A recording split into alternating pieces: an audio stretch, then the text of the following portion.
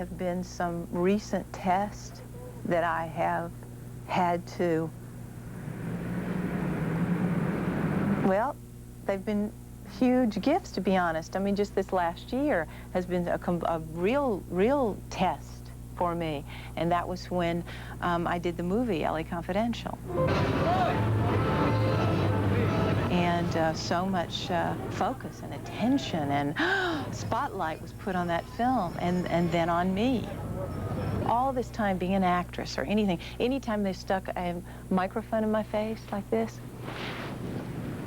words just left me. Words would strangle me. I won the Oscar, and I am so still, I don't even know how to talk about that. It's amazing. The words, there are no words. Just the thought. I mean, prior to all this happening, if ever a thought was even, when I was taking a shower, that I might,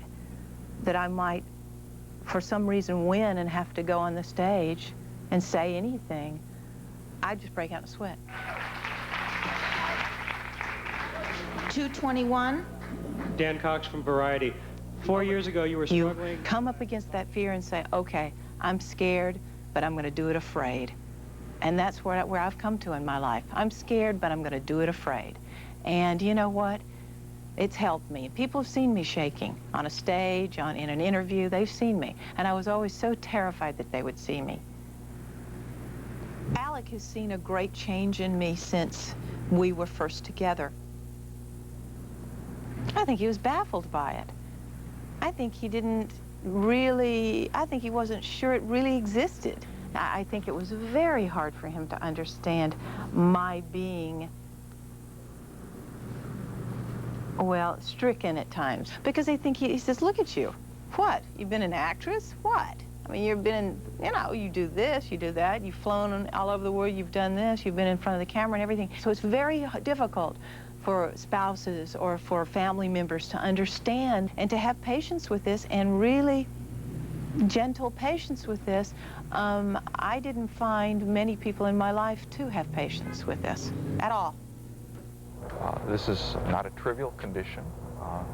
People are suffering a great deal from this. It's a very distressing condition. It's a very common one that was far more common than people had ever expected.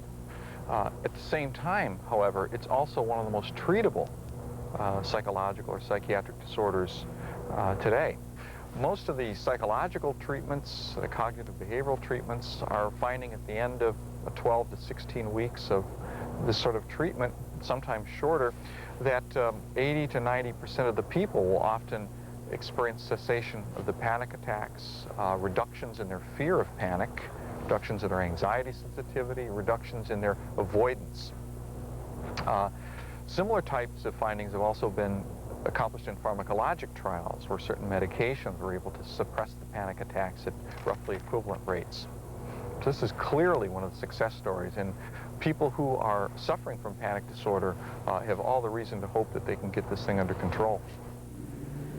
I'm not naked any longer. I'm not standing as a frail kid standing there alone.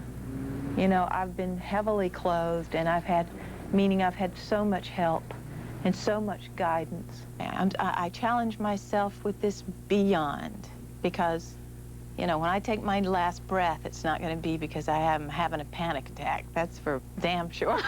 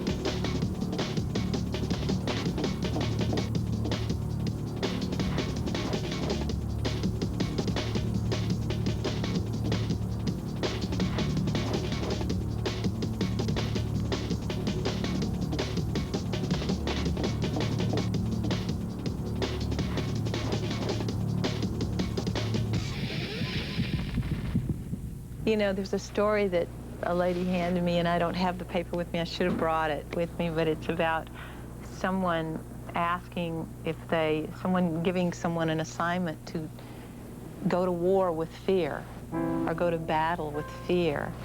And they go, you know, fear, I want to ask you, what can I do to conquer you? What do I do?